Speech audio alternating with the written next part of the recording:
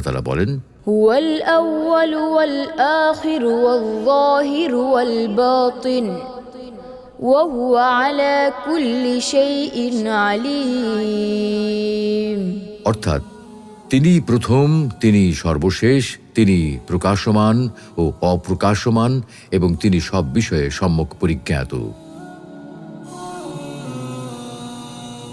উল্লিখিত আয়াত থেকে বোঝা গেল যে আল্লাহ রাব্বুল আলামিনই প্রথম, তার পূর্বে কিছুই ছিল না এবং তিনি সর্বশেষ, তারপরেও কেউ থাকবে না। অর্থাৎ আল্লাহর সাথে সময় বা কালের কোনো সম্পর্ক নেই।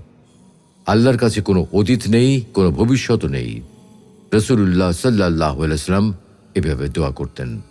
اللهم أنت الأول فليس قبلك شيء وأنت الآخر فليس بعدك شيء وأنت الظاهر فليس فوقك شيء